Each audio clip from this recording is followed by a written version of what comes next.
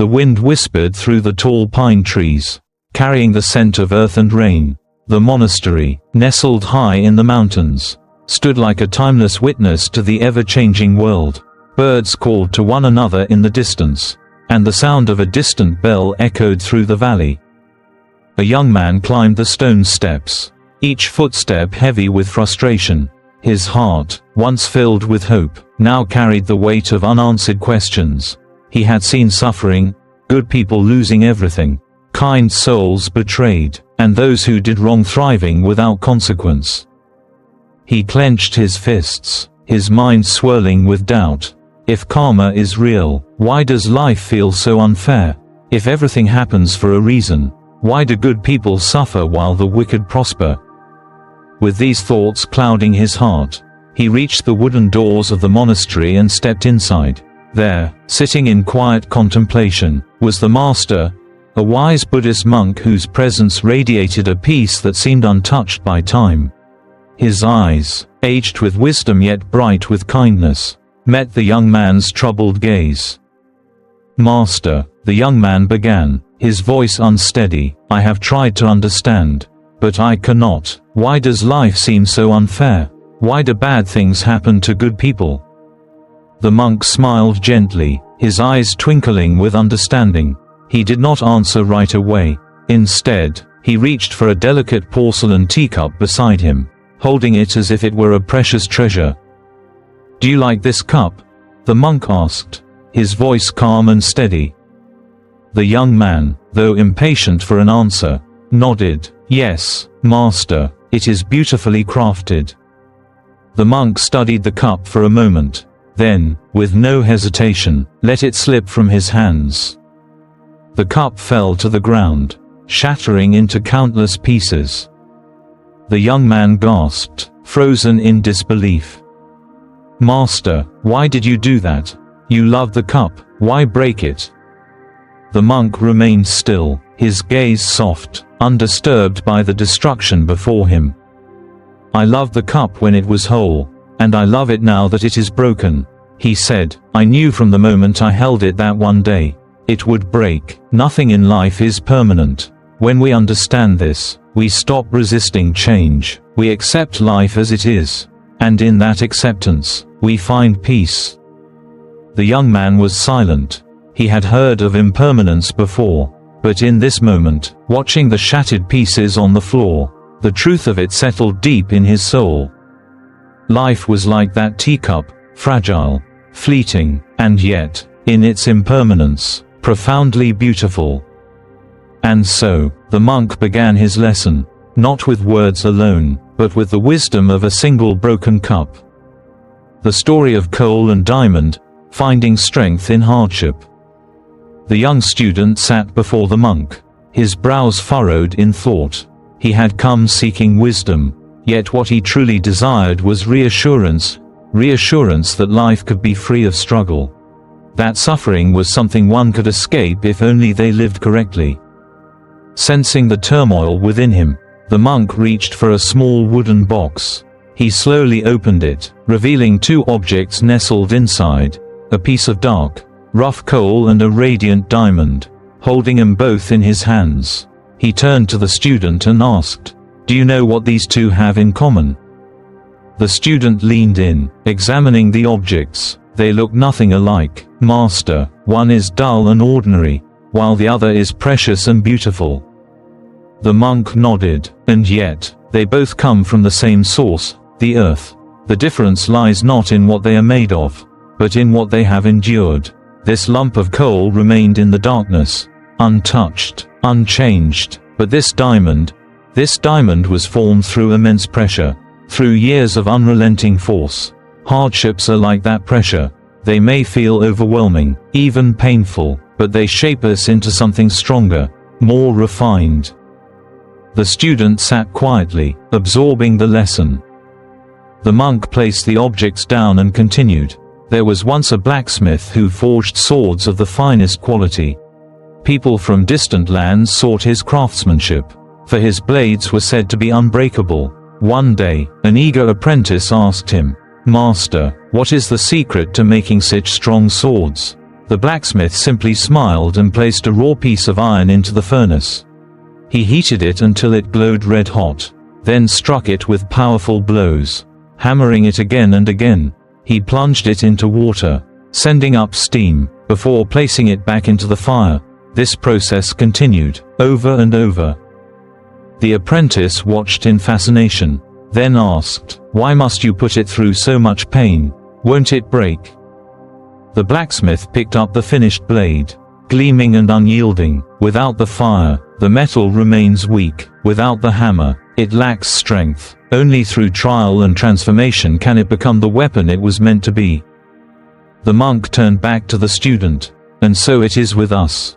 Without hardship, without challenge, we remain like the lump of coal, unchanged, unshaped. But when we face adversity, when we endure life's pressures, we are refined like the diamond, made resilient like the sword. It is through challenges that we grow. The student, who had always sought comfort and ease, now saw things differently. "So difficulties aren't bad?"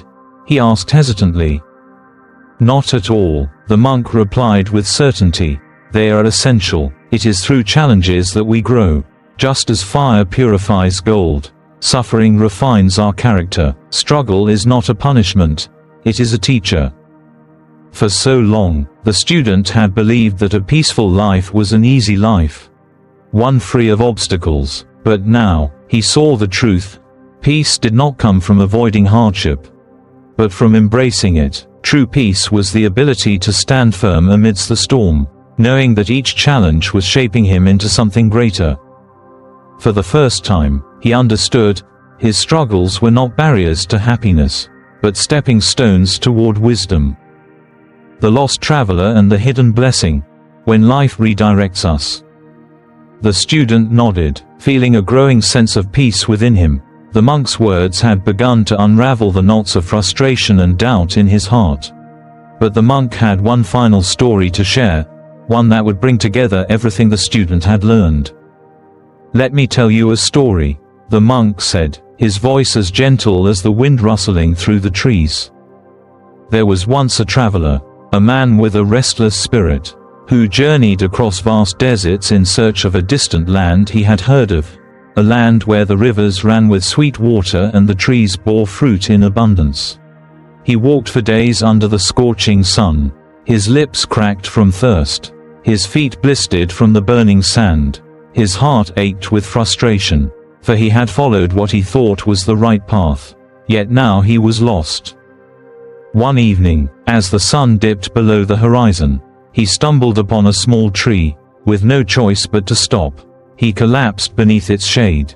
Exhausted and defeated, he gazed up at the darkening sky and cried out, "Why did I have to lose my way? I was so close. If only I had walked a little farther, I might have found my destination." Little did he know that just beyond the next hill, a violent sandstorm was raging, a storm so fierce that it would have buried him beneath waves of shifting dunes had he continued walking. His delay, his frustration, his seeming misfortune, was, in truth, a hidden blessing. The student's eyes widened as he began to understand the depth of the lesson. So, what seemed like a setback was actually a gift. The monk nodded, his expression calm and knowing. Yes, life works in mysterious ways. What may seem like a loss, a failure, or a missed opportunity, could very well be guiding you to something far greater. When the wrong doors close, the right ones open. The young student fell silent. He thought of all the times he had felt lost, all the moments of frustration when things had not gone according to his plan, jobs he didn't get, relationships that had fallen apart, opportunities that had slipped through his fingers. Each time, he had felt like life had been unfair, as if fate had been working against him. But now he wondered, had those disappointments been hidden blessings all along? The monk saw the flicker of realization in the student's eyes and continued. There was once a man who desperately wanted a promotion at work. He worked tirelessly, believing that this position would bring him happiness. But despite his efforts, the job went to someone else. He was devastated, convinced that life had cheated him. Months later, The company collapsed due to financial trouble, and many employees, including the one who had taken the job, lost everything. In the meantime, the man had found another opportunity, one he had never considered before. It was different from what he had originally wanted, but in the end, it led him to a life of greater fulfillment and stability. At the time, he saw rejection as a failure. Later, he realized it was protection, a redirection towards something better. The student exhaled deeply, as if a weight had been lifted from his shoulders. So, the moments when life doesn't give us what we want, they might actually be saving us from something worse. The monk smiled. Yes, or leading us towards something far greater. The path we choose is not always the path we need. Sometimes, life must break our plans so that something better can fall into place. The young student let these words sink in. He thought about all the times he had resisted change, clung to things that were not meant for him, and fought against the natural unfolding of life. He realized now that he had spent so much time mourning closed doors that he had never stopped to see the ones that had quietly opened.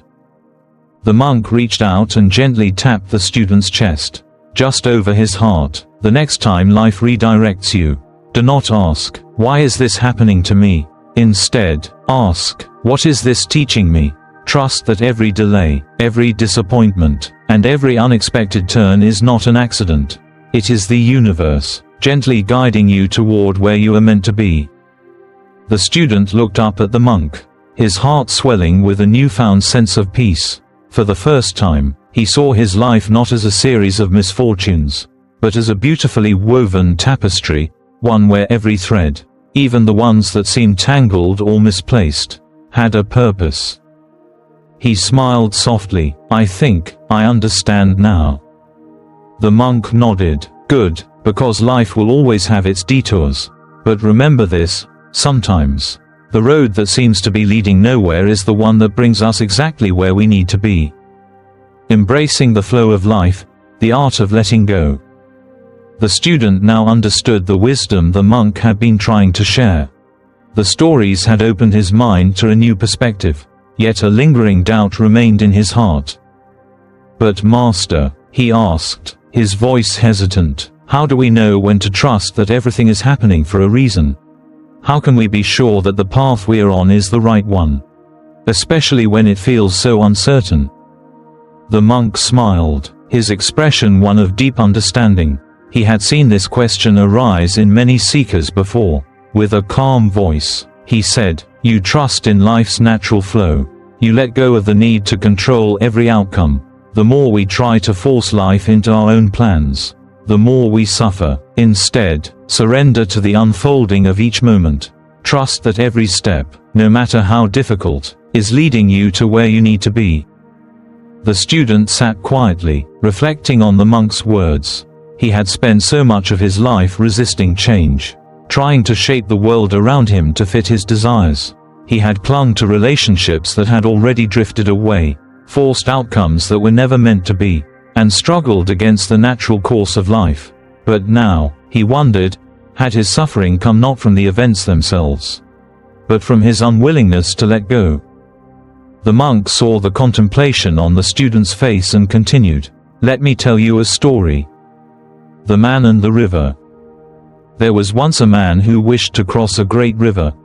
He spent days building a sturdy raft, tying logs together with great effort. When the raft was finally complete, he placed it in the water and paddled tirelessly to reach the other side. But once he arrived, he faced a dilemma. The raft had been his salvation. It had carried him across the treacherous waters. He felt an attachment to it, believing that since it had served him once, it might serve him again. And so, instead of leaving the raft behind, he lifted it onto his back and continued his journey into the dense forest. The further he walked, the heavier the raft became. It slowed his steps, drained his strength, and made his journey more difficult than it needed to be. Yet he refused to let it go. "This raft saved me once," he told himself. "I cannot abandon it now." But what the man failed to realize was that the raft was only meant to serve him for a time. He did not need to carry it forever. The river had been crossed. and yet he was still clinging to what was no longer necessary. The monk paused, letting the story sink in. "We are often like that man," he said. "We hold on to things, plans, relationships, expectations, long after they have served their purpose. We cling out of fear, out of habit, out of the belief that what helped us once must help us always. But just as the man needed to leave the raft behind to move forward, we too must learn to release what no longer serves us. Letting go of the illusion of control." The student let out a slow breath, his mind unraveling the truth in the monk's words. He had spent years trying to control every aspect of his life, believing that if he planned carefully enough, worked hard enough, and held on tightly enough, he could ensure his happiness. But all his efforts had only led to exhaustion. "So," he said softly, "surrendering to life doesn't mean giving up. It means trusting that life's path, though sometimes unclear, is still leading us somewhere important." "Exactly," the monk nodded. "Imagine trying to hold onto a handful of water. The tighter you grip, the faster it slips through your fingers. But if you relax your hand, the water rests gently in your palm. Life is like that. The more we try to force it, the more it resists. But when we trust its flow, we find peace." The student thought back to all the times he had resisted change, the opportunities he had ignored out of fear, the relationships he had tried to force, the moments he had spent dwelling on what could have been instead of accepting what was. And yet, despite his resistance, life had continued moving forward, carrying him to this very moment. "What happens," he asked, "if the path still doesn't make sense? What if things feel unfair, or uncertain?" The monk smiled. "Then you trust a little longer. Not everything reveals its meaning immediately. Sometimes, we only understand the wisdom of a moment when we look back from the future. Until then, we walk forward with faith." The student looked at the sky. The clouds drifting effortlessly, changing form without resistance. The wind moved through the trees, shaping him gently, never forcing him against their nature. Everything in nature flowed freely, yet he had spent his life fighting against it. And in that moment, he decided, he would no longer resist the current of life. He would surrender, not in defeat, but in trust. Because perhaps, just perhaps, life knew exactly where it was taking him. Final reflection: embracing life's wisdom. As the student sat in silence, his mind weighed with the teachings he had just received. A sense of peace began to fill him. Each lesson, each story, had unraveled a knot in his heart, a knot that had been tied by years of struggle and confusion. He sat under the ancient tree, its branches reaching high, like arms that had weathered countless storms. And as the wind whispered through the leaves, the young man felt a new understanding stir within him. The monk, ever patient and calm, looked at the student with kind eyes. "Life," he began, his voice soft but filled with deep truth, "is not about avoiding suffering. It is about understanding that every moment, every event, and every challenge has a purpose. The pain you feel today may one day become the wisdom that guides you tomorrow. Remember, nothing is permanent. What feels painful now will pass, just as the storm eventually fades and the sun shines once more."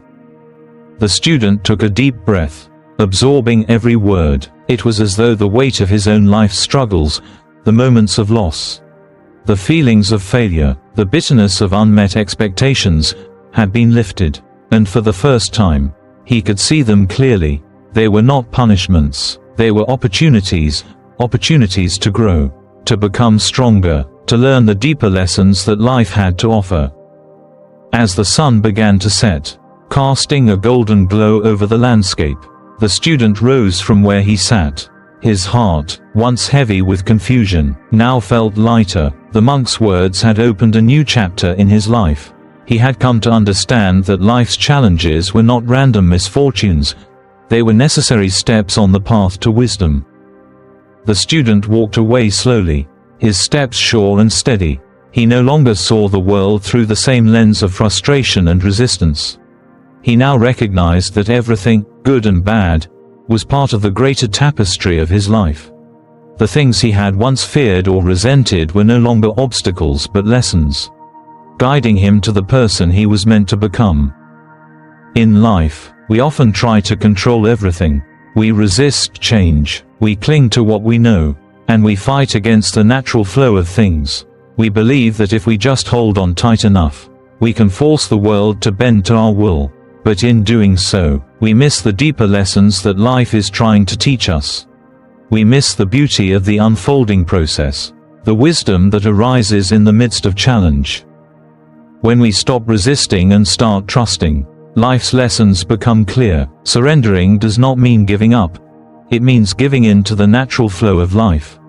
Trusting that everything happens for a reason. It means knowing that each step, no matter how difficult, is leading us toward our highest good. As the student continued his walk, he reflected on the many challenges he had faced, each one now seen in a new light.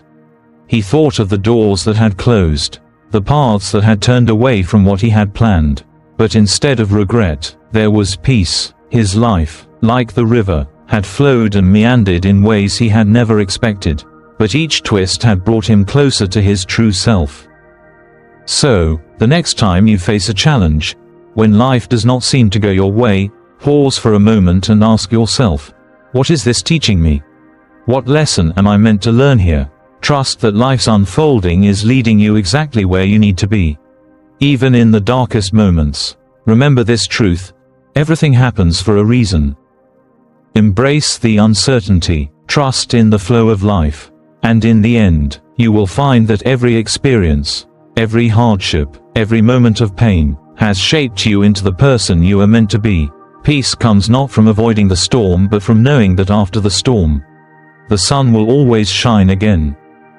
And as the student walked away, his heart was filled with a quiet, profound knowing he was on the right path, and everything that had happened, and would happen, was part of the journey,